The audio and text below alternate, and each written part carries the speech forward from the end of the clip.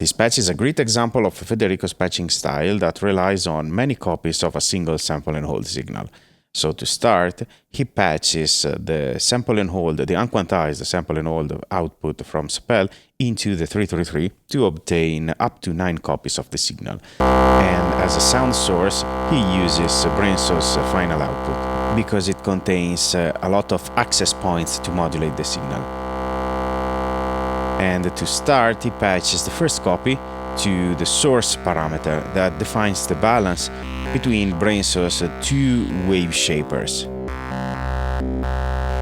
This way, every sample and hold strike will cause a shift in Brenso's timbre. And the second copy goes to the first wave shaper that morphs between a sine wave, a triangle, and a sort of logarithmic waveform. The third copy goes into the comparator threshold to perform pulse width modulation, so it is changing the pulse width of the pulse shaper. And then it's time to check the ping circuit. So Federico starts with a straight clock.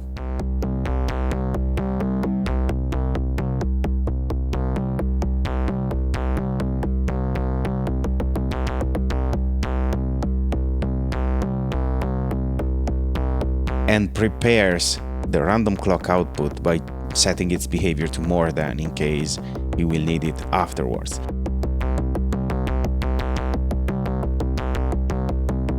The fourth copy of our unquantized sample and hold goes to the wave folder.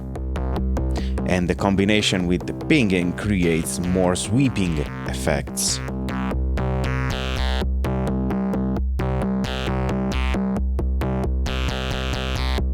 Federico then patches a copy of the random clock output set to more than mode to use the sequencer, in case you will need it afterwards, but for now he starts by patching the random clock outputs to the Brenso. So the n+1 goes to the yellow oscillator, making it jump by octaves, and the 2 to the n power goes to the green one. And then he introduces some cross modulation between the oscillator, obtaining a very gritty sound that changes at every impulse.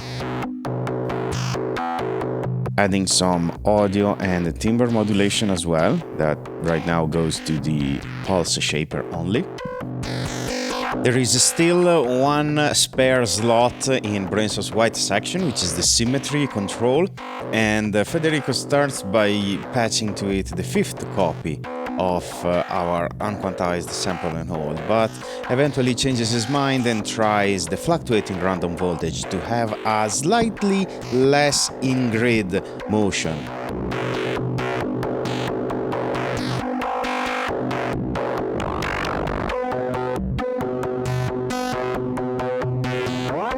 Time to tune the oscillators a bit and play with different modulation amounts. Let's fix the clock speed and adjust a little bit of everything.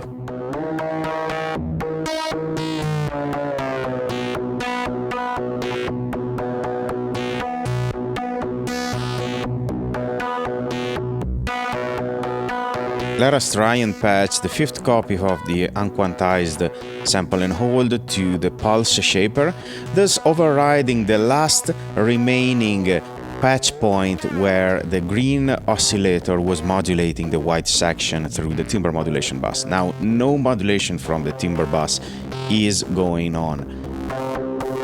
Let us momentarily remove the ping trigger signal and adjust the patch a little bit. For example, by increasing the clock speed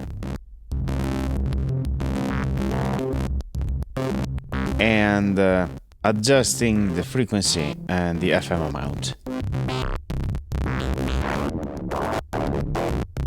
As you can see, with that many modulations going on, every turn of the knob causes incredible changes in timbre.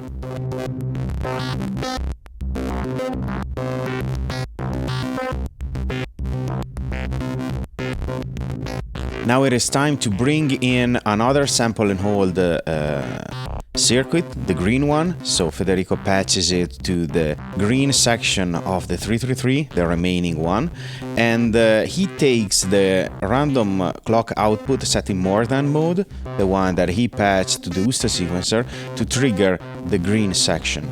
And then it takes the sample and hold, which is now clocked by the yellow generator's sample and hold, to ping the Brenso. So it's not doing any active modulation, but is randomly activating the ping decay curve. The result is a more unpredictable behavior, something similar to what we would obtain by using the yellow clock in less than mode, because not all the values of the green sample and hold output are high enough to trigger the ping circuit. And so this is it. As you can hear, the patch is incredibly developed in the realm of texture. Every strike of Sapèl causes the sound to change under so many aspects that it is almost impossible to get bored by listening to this patch. And I think this is a great example of what you can do with just a random sample and hold and a complex oscillator. And a multiple, of course. We will soon publish another patching session like this one, so subscribe to the channel to stay in touch. Both Federico and I hope you found this video interesting, and we will see you next time.